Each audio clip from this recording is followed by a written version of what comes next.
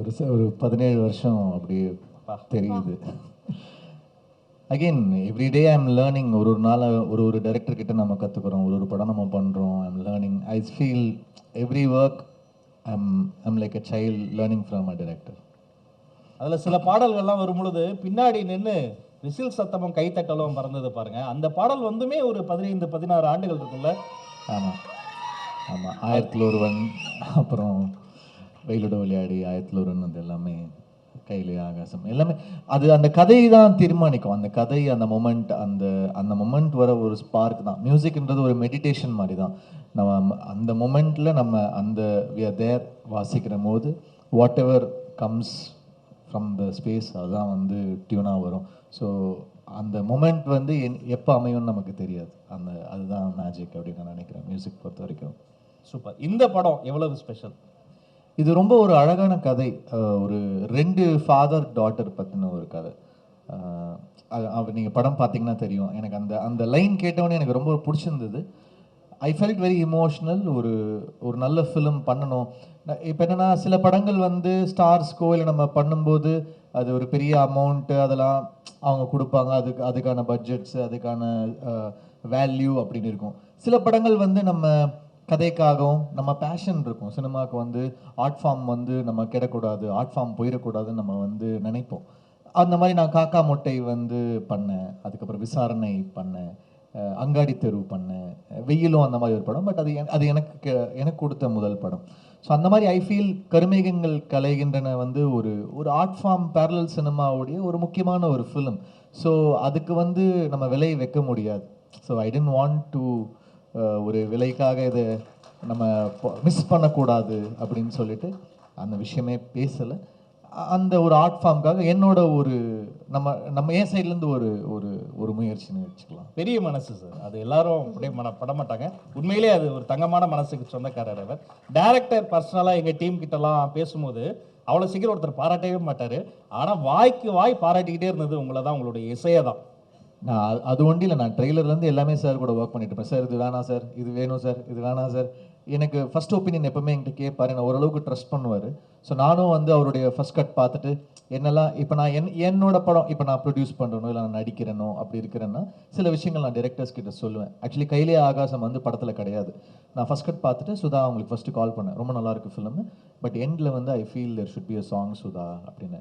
எப்படி நம்ம பிளானே பண்ணல, அதெல்லாம் பண்ண முடியாது அப்படின்னாங்க. இல்லை Sudha, I think it will work அப்படின்னு சொன்னேன். அவங்க வந்து என்னை ட்ரஸ்ட் பண்ணாங்க. ட்ரஸ்ட் பண்ணி ஓகே அவர் என்ன சொல்கிறாரோ பண்ணிவிடுங்க அப்படின்னாங்க. தென் யுகபாரதிக்கு கால் பண்ணி தென் ஐ காட் தட் சாங் கையிலே ஆகாசம் வந்து நடந்துச்சு. அது மாதிரி சில டைரக்டர்ஸ் வந்து அந்த ட்ரஸ்ட்டு நமக்கு கொடுக்கும்போது நம்ம சில விஷயங்கள் வந்து நம்ம சொல்லுவோம். அந்த மாதிரி he's trusted me a lot and so many எல்லா விஷயங்களையும் வந்து I am part of the film. I am very concerned about the film. So இது வந்து அது கதையாக, அந்த சிறுகதையாக அவர் எழுதுனதும் அந்த கதையாக அவர் என்ன எனக்கு சொன்னாரோ அது வந்து படமாக டிரான்ஸ்லேட் ஆகணும்னு நான் ரொம்ப ஒரு ஆவலாகவும் ஒரு கேரோடையும் தான் இருக்கிறேன். ஸோ ஐ ஹோப் அது மக்களுக்கும் அது டிரான்ஸ்லேட் ஆயிடுச்சுன்னா I will be very happy. Super sir. நீங்கள் நிறைய டைரக்டர்ஸ் கூட ஒர்க் பண்ணியிருக்கீங்க. பட் தங்கர் பச்சான் சார் வந்து ஒரு சீனியர் டைரக்டர், நிறைய இசை ஜாம்பவான்களுடைய ஒர்க் பண்ணியிருக்காரு, ஒரு சீனியர் டைரக்டர். ஸோ அவரோட தாட் ப்ராசஸ் எல்லாமே அந்த ஒரு சீனியாரிட்டிக்குள்ளே இருக்கும். ஸோ அவர் அவங்க இசையால் எப்படி சாட்டிஸ்ஃபை பண்ணீங்க சார்? சிச்சுவேஷன் தான் நினைப்பேன். சில டைரக்டர்ஸ் பார்த்தீங்கன்னா எமோஷன்ஸ் தான் பார்ப்பாங்க. Like Thangar Bachan sir, Bala sir, இவங்கெல்லாம் எப்படின்னா நான் பார்த்த வரைக்கும் அந்த எமோஷன், அந்த ஃபீல் அவங்களுக்கு கிடச்சிருச்சு. அவர் ஒரு விஷுவல் ஒரு சினிமாட்டோகிராஃபர். ஸோ அவர் வந்து ஒரு விஷுவலாக ஒரு ஃப்ரேம் நினைக்கிறாரு. நம்ம அந்த டியூன் பண்ணும்போது அவருக்கு அந்த ஃபீல் கிடச்சிருச்சுன்னா ஸோ தே மூவ் இமோஷ்னலின்னு நான் நினைக்கிறேன். தங்கர் பச்சான் சார், பாலா சார்லாம் நான் அப்படி தான் நான் நினைக்கிறேன். ஸோ அந்த மாதிரி அந்த நிகழ்வும் அந்த அவருக்கு என்ன ஒரு சைல்ட் லைக்காக அந்த படத்தை அவர் பார்க்குறாரோ நானும் அப்படி தான் இருக்கேன். ஸோ அவர் கதை சொல்லும்போது நான் வந்து எனக்கு அந்த எமோஷன்ஸ் வரும்போது நான் ஒரு டியூன் பண்ணும்போது அவருக்கு அந்த டிரான்ஸ்லேஷன் வரும்போது he will be very excited. So ஒரு என்ன சொல்கிறது, ஒரு ஃபர்ஸ்ட் டைம் ஒரு குழந்தைகள் மாதிரி தான் நாங்கள் படத்தை வந்து பண்ணியிருக்கோம். கமர்ஷியல் திரைப்படங்களுக்கும் கம்போஸ் பண்ணியிருக்கீங்க, யதார்த்த சினிமாக்களுக்கும் கம்போஸ் பண்றீங்க. உங்களுக்கு ரொம்ப க்ளோஸ் டு ஹார்ட்னா பர்சனலா எது சொல்வீங்க? எனக்கு இமோஷனல் ஃபிலிம்ஸ் பிடிக்கும், அதனால நான் சார் கூட பயணிக்கிறேன். ஓகே. ஸோ எனக்கு வந்து அழகி பிடிக்கும், எனக்கு ஒரு அங்காடி தெரு பிடிக்கும், வெயில் பிடிக்கும். அதனால தான் வசந்த பாலன் சார் கூட ஜெயில்னு ஒரு ஃபிலிம் பண்ணேன்.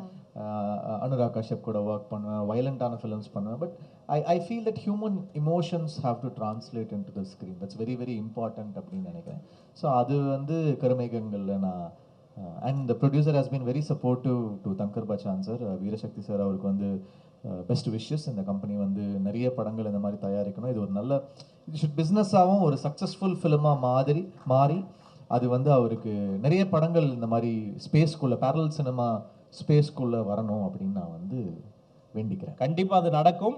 ஒரே ஒரு சந்தேகம், ஒரு ஹீரோவா ஒரு கதையை நீங்க எப்படி சூஸ் பண்றீங்க, ஒரு மியூசிக் டைரக்டரா ஒரு கலைஞனா ஒரு கதையை எப்படி பாக்குறீங்க? ஹீரோவா வந்து பாலா சார் தான் எனக்கு அந்த பாதையை மாற்றி கொடுத்தாங்க. ஸோ என்னோட கேரக்டர், அந்த கேரக்டர் நான் பண்ணாத ஒரு விஷயமா இருக்கணும், நான் டச் பண்ணாத ஜானராக இருக்கணும் அப்படின்னு நினைக்கிறேன். அடுத்தடுத்து ஒரு 4 படங்கள் அந்த மாதிரி கதையை ரொம்ப தேர்வெடுத்து பண்ணியிருக்கேன். ஸோ அதை நீங்கள் அடுத்தடுத்து பார்ப்பீங்க. ரொம்ப கேர்ஃபுல்லாக சூஸ் பண்ணியிருக்கேன். கம்போசராக என்னை எக்ஸைட் பண்ணுற ஒரு ஸ்பேஸாக இருக்கணும், ஒன்று என்னை அழ வைக்கணும், இல்லை எனக்கு ஒரு சேலஞ்சாக இருக்கணும். தங்கலான் வந்து நான் ஒரு பீரியட் ஃபிலிம்னால பண்ணுறேன், எனக்கு அது ஒரு ஹிஸ்டாரிக்கல் என்னால் போக முடியும், ஒரு ட்ரைபல் ஹிஸ்டாரிக்கல் என்னால் கொடுக்க முடியும். அந்த மாதிரி ஒரு ஃபிலிம்ஸில் ஒன்று இருக்கணும். இதில் வந்து நான் ஹியூமன் இமோஷன்ஸ் அப்படின்னு நினைக்கிறேன். அப்புறம் யோகி பாபு சார் வந்து அவருடைய முக்கியமான பிரேக், அவர் லைஃப்பில் ஒரு பெரிய பிரேக் வந்து காக்கா மூட்டை. அந்த படம் வந்து I was a part of. So அதுக்கப்புறம் வந்து அவர் ஒன் ஆஃப் த மெயின் லீடில் பண்ணி இந்த படம் நான் அவருக்கு பண்ணுறேன். ஸோ அது அவருக்கு திருப்பி எங்கள் 2 பேருக்குமே ஒரு நல்ல ஒரு ஃபிலிமாக இருக்கணும்னு நான் நம்புகிறேன். அப்புறம் இமயம் பாரதிராஜா சார், அவர் தான் முதல்ல இந்த படத்தை பற்றி என்கிட்ட சொன்னாங்க. நான் வந்து சத்தியமங்கலமில் ஷூட் பண்ணிட்டு இருக்கும்போது சொன்னாங்க. அவர் ஃபஸ்ட்டு ரீசன் இந்த படத்துக்குள்ளே நான் இந்த படத்தை பற்றி நான் கேள்விப்பட்டது அவர் சொல்லும் போது தான் எனக்கு இந்த படத்தை பற்றி நான் முதல் தடவை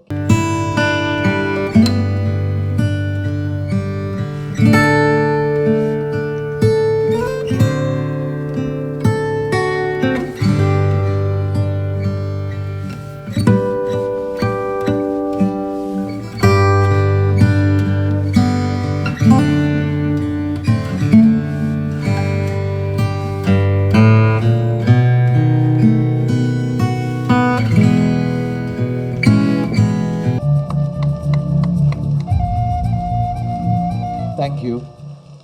அதுல ஏதோ எழுதியிருப்பாரு டைரக்டர் சார், என்ன எழுதியிருக்காங்க உங்களுக்கு? இசை இளவரசன் அப்படின்னு எழுதியிருக்காரு. இசை இளவரசன் GV Prakash. Thank you so much. Thank you. அடுத்த படத்துடைய டைட்டில் கார்டில் இது போடுவீங்களா சார்?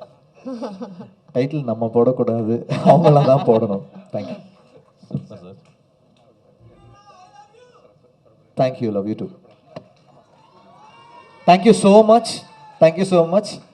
கருமேகங்கள் வந்து will be an important film because அந்த ஒரு லவ் ஃபார் சினிமாக்கு கூட இந்த படம் பண்ணியிருக்கோம்.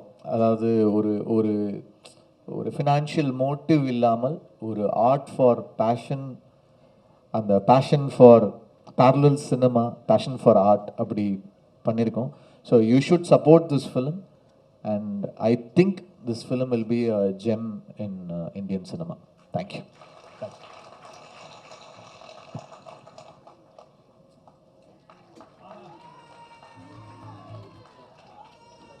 பரிசுகள்ல இது ஒரு பெரிய பரிசு. அண்ணன் நெகிழ்ச்சியா இருக்காரு. இல்லை மனிதர்களாக எல்லாரும் பிறக்கிறோம். ஆனால் பல பேர் தான் வரலாற்றில் சிலதை விட்டு செல்கிறோம். அதில் இசை மிக முக்கியமானது, திரைப்பட இசை மிக முக்கியமானது. திரைப்படங்கள் ஒரு பக்கம் இருந்தாலும் திரைப்பட இசை இல்லைன்னா உலகம் முழுக்கவே, குறிப்பாக தமிழர்கள் மனநோயாளி ஆகியிருப்பாங்க. எத்தனை மருத்துவமனைகள் கட்ட முடியும்? பெரிய இவங்களாம் மருத்துவர்கள், மனநோய் தீர்க்கும் மருத்துவர்கள்.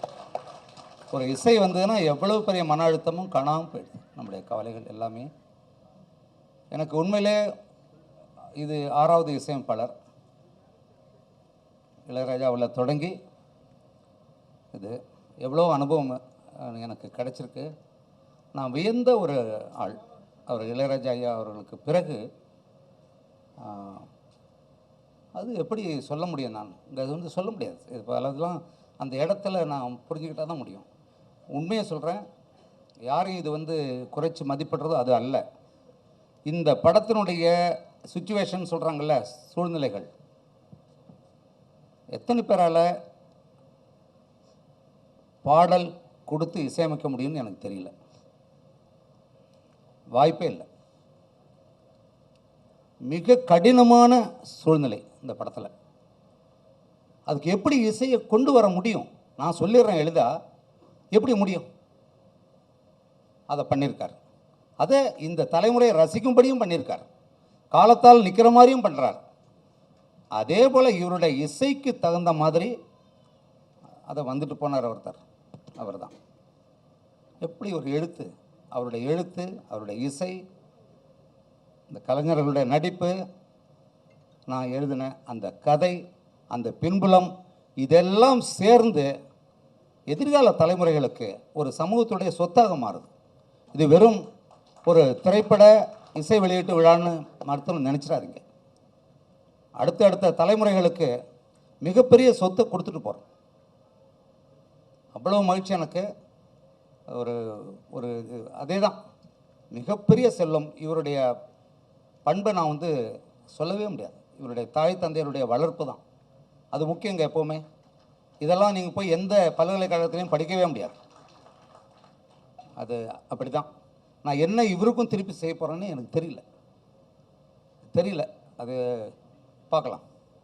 நன்றி. அதர் ஆர்டிஸ்ட் அண்ட் டெக்னீஷியன்ஸ் எல்லாருக்குமே வாழ்த்துக்கள். அவங்க அதித்தி, அப்புறம் Gautham sir and everyone, மகானா, தட் கிட் நடித்த குழந்தை ரொம்ப நல்லா பண்ணியிருக்காங்க, யோகி சார், எல்லாருக்குமே என்னுடைய வாழ்த்துக்கள். So I am waiting to see this film on the silver screen with all of you. Thank you.